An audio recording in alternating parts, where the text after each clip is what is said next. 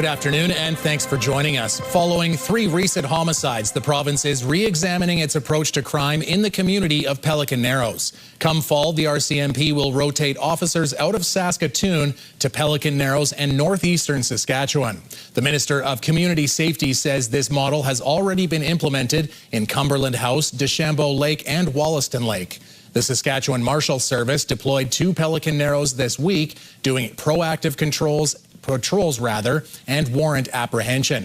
Next week, the Marshal Service will be back in Pelican Narrows working with RCMP. The province is discussing new strategies for crime reduction teams.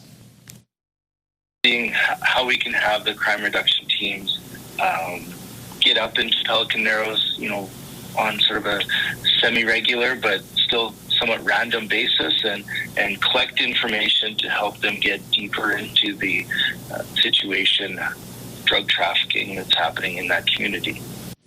Uyghur says this year the province committed additional funding to the First Nations Community Safety Officer Program. 2 Alberta women killed in an impaired driving crash near Dundurn are being honored today. Memorial signs for Laura and Jamie Hanna were installed near the crash site on Highway 11. The mother and daughter were heading to a funeral in Moose Jaw on October 19, 2024, when their vehicle was struck by a truck driving on the wrong side of the highway. The driver, Brittany Berry, pleaded guilty to driving over the alcohol limit causing death. Because her 2 children were injured in the crash, she also pleaded guilty to driving over the legal alcohol limit causing bodily harm. Laura's daughter and Jamie's sister hope sharing their story will help prevent impaired driving and spare other families the same heartache. Please, if you have been drinking, don't drive. Call someone, take a taxi, stay the night. There's always another option. No destination is worth a life. My mother and sister should have made it home. Mad Canada says the sign honors Laura and Jamie while also raising awareness about impaired driving. We're learning new details about a voyeurism incident at the University of Saskatchewan.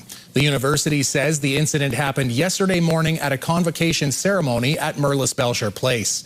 Police say multiple reports were made about a man taking inappropriate photos of women without their consent. 45-year-old Mark Drapak was arrested and charged with voyeurism. The university says it has zero tolerance for this type of behavior and is working with the police on the investigation. Drapak is expected to appear in provincial court on July 6th. A high-profile impaired driving case will not be appealed any further. In September of 2021, 9-year-old Bailey Maurice was riding her scooter through a marked crosswalk at 33rd Street West when she was hit and killed by Taylor Kennedy's truck. Kennedy was charged with impaired driving exceeding the prescribed blood drug concentration of THC causing death. A judge stayed the charge, ruling that Kennedy was not tried within a reasonable time. The Crown appealed the decision, but it was later dismissed. The Crown tells CTV after careful consideration, it has determined there is no basis for a further appeal to the Supreme Court of Canada.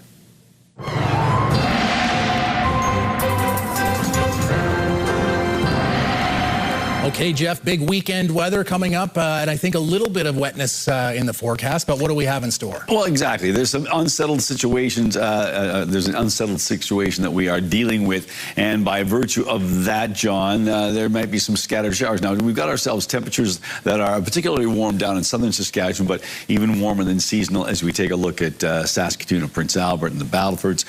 So in that respect, we're just going to, wait and see. There's not much we can do. We do, though, have this situation brewing up in Alberta, and there's very good likelihood that it's going to move into particularly northwestern Saskatchewan. So we'll keep our eye on that. We'll have more details for you later on. A Prince Albert 5th grader is bringing attention to Special Olympics as a youth ambassador.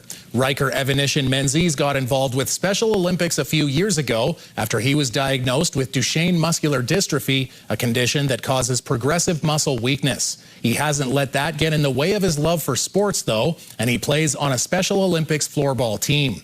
The floorball athlete was approached by his coach, who thought he might be a good fit as a youth ambassador for Special Olympics. One of the most welcoming communities that I'm a part of.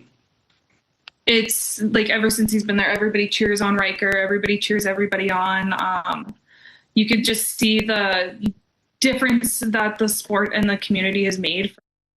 Riker says he enjoys cheering on his teammates and making new friends. As an ambassador, Riker's picture will go up in local grocery stores to draw attention to fundraising efforts for Special Olympics Canada. Saskatchewan's job market shrunk in May, but the unemployment rate is still among the lowest in Canada. The May Labour Force Survey from Stats Canada shows Saskatchewan lost about 6,100 jobs in May, the worst performance of any province. But Saskatchewan's unemployment rate for May was 6.2%, third lowest of the provinces. Saskatchewan's youth unemployment rate sits at around 12%, but that's below the national average of 13.4%. The federal unemployment rate in May was 6.6% after adding 88,000 jobs across Canada. Saskatoon's airport will be getting a makeover.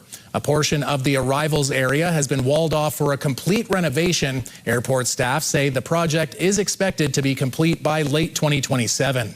The escalators are in the process of being replaced with an expected completion date in August. The airport is also changing its signage and adding 2 new storefronts. Today, the airport announcing the deployment of CATSA Plus, a new security screening process that it hopes will double capacity. Indigenous youth from around Saskatchewan are being celebrated today in Regina. The 28th SaskTel Indigenous Youth Awards of Excellence are an opportunity to highlight impressive young people in Saskatchewan. Recipients were chosen for their outstanding academics, leadership, arts and science, culture and community, and sports and recreation.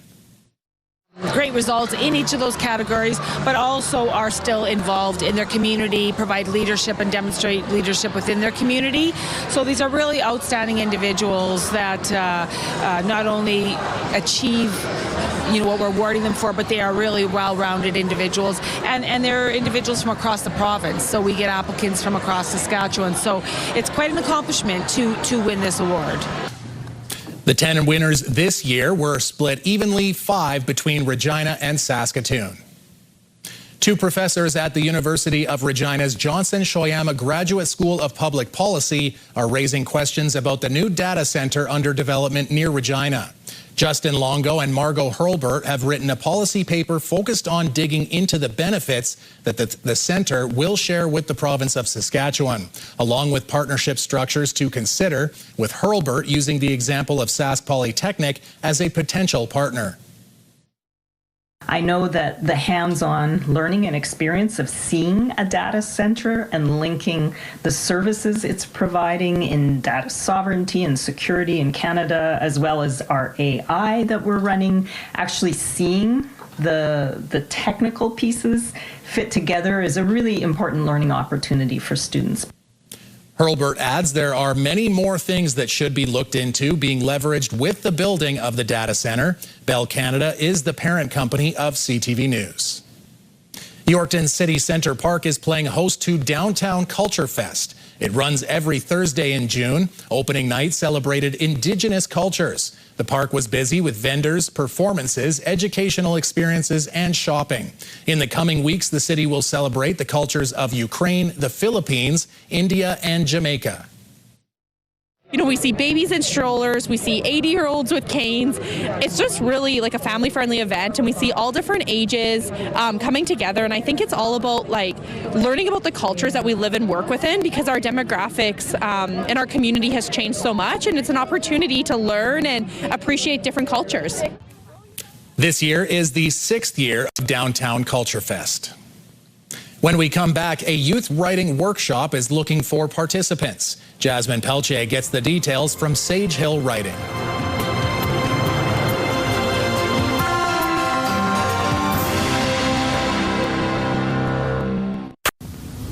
Joining me is Caitlin from Sage Hill Writing to talk about some upcoming youth writing workshops that are going to be happening in PA this summer. Hi, Caitlin. Could you just explain what a youth writing workshop looks like? Hi.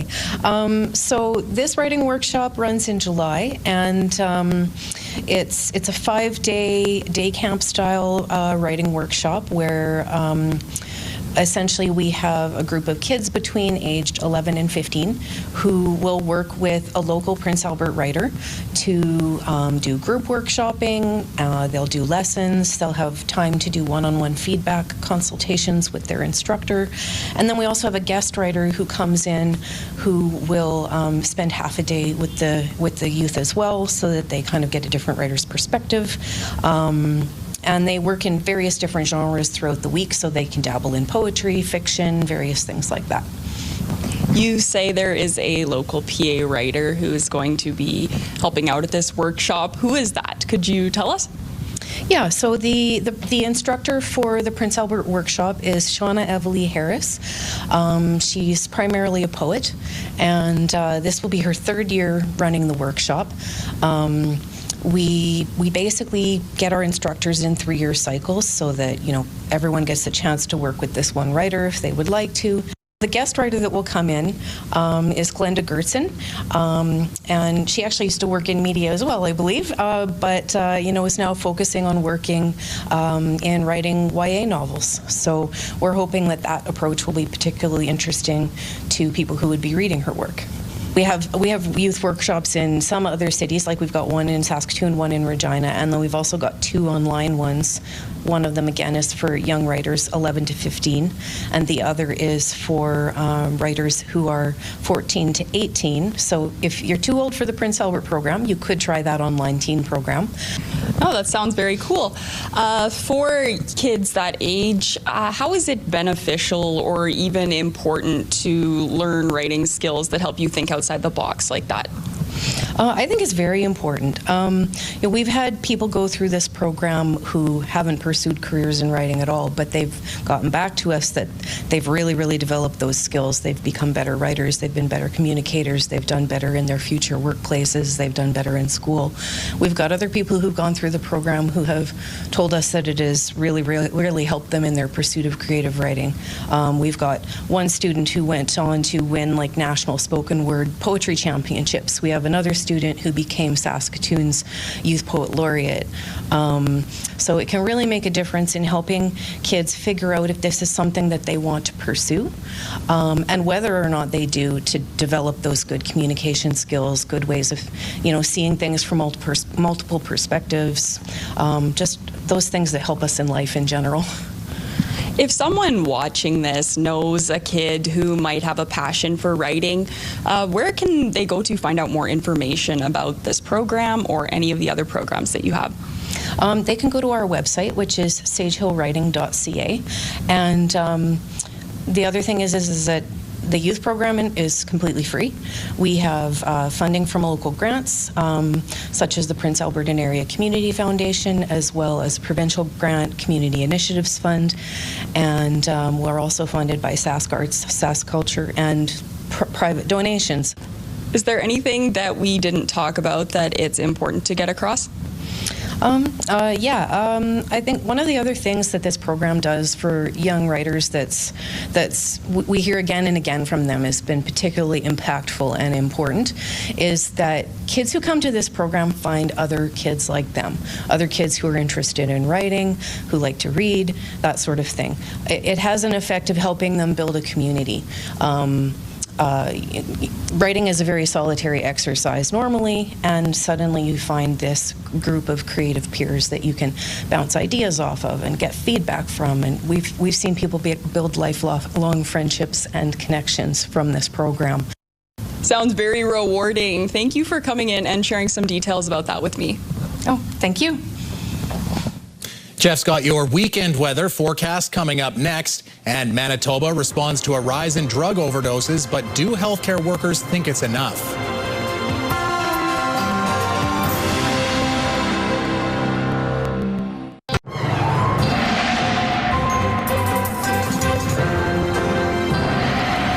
Okay, Jeff, with a more detailed look at what's brewing across the prairies, what do we have in store this weekend? Well, as I mentioned earlier on, it's an unsettled situation, John, and we've got a lot of potential thunderstorm energy across the prairie provinces, and that certainly includes Saskatchewan. So just a quick look at our fall map there, and John, Right over there. Okay, great. Well, hey, let's take a look at the satellite and radar shot, shall we?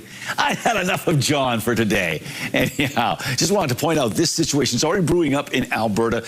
There were some watches in effect no longer, but there are likely to be some more as we make our way into the rest of the weekend. So a bit of a sort of a soggy situation setting up in British Columbia. Lots of, as I say, thunderstorm energy, potential energy is certainly there, and this is good. So we'll have widespread rain. The question is, how much rain will we get? And the greatest area of potentially some bad situations with regard to thunderstorms is going to be down in southern Saskatchewan for tomorrow. Tonight, it might be up around basically sort of like Cold Lake, Alberta, down through and maybe even, you know, on the, let's say, the western edge of the Prince Albert region. So we'll have to keep our eye on that. Okay, now on to the futurecast. So here's what the computers are telling us. You can certainly see the greatest area of active weather swirling up into the northwest, as I mentioned earlier on. In behind it, not as much, but there is a few spotty showers, and there might be a little something just east of Regina, sort of northeast. You can certainly see that as we get into the latter part of the afternoon on Saturday. So 8 degrees for Spiritwood overnight, mainly cloudy or partly cloudy skies. Cloudy conditions for the Battlefords, 9. 12 in Candle Lake, partly cloudy in Birch Hills, also 12 degrees. The similar situation for Melfort. Rostern, 11 degrees overnight, and then 14 tomorrow. So a fairly warm evening, particularly towards the eastern side of the province. Then tomorrow, temperatures are, for the most part, seasonal or slightly above. So 21 degrees for Spiritwood and the Battlefords, 22 for Candle Lake, Birch Hills, Rostern, and Melfort, and a little warmer in Nipawin, 24 degrees. And once again, thanks to everybody up there that helped with the kickoff to the Pike Festival. That was a lot of fun to be a part of the kickoff, as the media often is. All right, let's take a look and see what we've got going on specifically for Prince Albert and area. So 12 degrees overnight, a decent chance of showers and a risk of a thunderstorm. Winds out of the southeast to 20 and then switching around to the southwest at 20, so still a warm wind in that respect. Tomorrow, we're dealing with mainly cloudy skies, winds out of the west at 20 and a high of 22 degrees, so pretty much a seasonal temperature there. And then as we take a look at Sunday, we've got ourselves 23 degrees, 19 with sunny and windy conditions, or let's say partly cloudy and windy conditions, 19, but 24 on Tuesday, 19 on Wednesday. Thursday, a 30% chance of some showers, and a high of just 15, and even cooler on Friday, boo, cloudy and 13 degrees. And as I look at that, Jeff, and I see we talked yesterday about those 23s, that's kind of a nice temperature. Yeah. With that cloud cover, I'm thinking, hey, now I won't need to use as much sunscreen. No. Don't you be doing that, young fella. Those UV rays can still get you? They'll still come through the cloud deck. All right. Okay. Be on the safe side. So I learned something today, too. Thanks, Jeff. All right, well, the Stanley Cup final is heading to Vegas following last night's game between the Hurricanes and Vegas Golden Knights. Carolina, by contrast, has been a fast-starting team. Here's Howden. He scores! Former Moose Jaw Warrior Brett Howden scored 2 goals in Game 2, making him the playoff leader with 13 postseason goals. He only had 13 points all regular season, 6 of them goals. But in overtime, Seth Jarvis scored on the power play to give the Hurricanes a much-needed come-from-behind victory at home.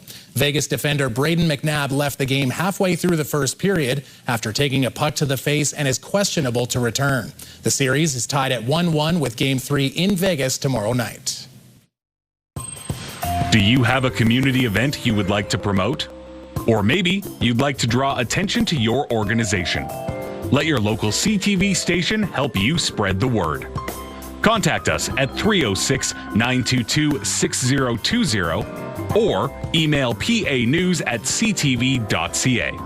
You can appear on CTV Prince Albert's News at 5 and get your message to our viewers.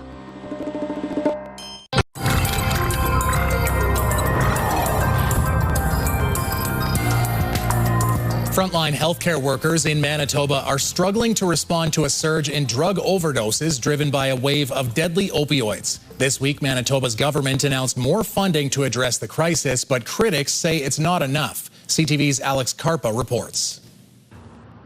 Andrea Denistransky sees the drug crisis worsening on the streets of Winnipeg every day. She says more ambulances are needed to respond to the heightened issue. We're waiting like 45 minutes for an ambulance that I've seen? Yeah, probably. Winnipeg continues to deal with a paramedic shortage. Winnipeg's Mayor Scott Gillingham called the shortage, quote, acute, saying several ambulances were out of service on multiple days this past week due to a lack of staff. Both departments are seeing an increase in calls and an increase in burnout and stress. Opioid-related emergency calls more than doubled in the first 5 months of 2026, with fire and paramedic crews responding to more than 2,400 cases, up from over 1,000 during the same period in 2025. The Manitoba government announced earlier this week they are funding a 3-month pilot project that will see an around-the-clock mobile paramedic team to address the drug crisis here in Winnipeg. But some are wondering where that staff will come from. I just don't think we can justify having an ambulance that is specific to overdoses when you've got somebody, in a different area of the city having a heart attack and they can't get them, right? So we want to make sure that we can respond to all calls for medical service here in the city of Winnipeg. Others argue a broader response is needed, including expanded access to opioid replacement medication. I'd love to see a mobile RAM clinic unit out there with the availability to give people that medication replacement of methadone and Suboxone. Despite all the questions, the province noted the pilot project is expected to begin this month. Alex Scarpa, CTV News, Winnipeg. All right, Jeff, time to dig into your wallet and or like the lunch kit or wherever you keep your old bills, because the UK is going to be redesigning some of its money and is planning a big change. Do you like what I did there with the change? Yeah. Very impressive. You're a wordsmith. The new set of banknotes will feature wildlife, and 18 animals have been shortlisted. That includes foxes, sharks, and puffins. The picture of the monarch has been on British banknotes since 1960. That won't change with this next series. The public will get to vote on which animals appear on the money. And does that kind of remind you, Jeff? I'm trying to remember, before we had the kind of plastic money, we had all the loon on the $2 bill and so on. I think so, yeah. I've forgotten what animals were. I remember them being sort of like sort of landscape. So I believe a kingfisher. Was that on the $2 there? It was on the 5. Maybe the 5, yeah. The 5 was the blue one, and the there you go. Similar, but the $2 bill was my favorite by far. Mm-hmm.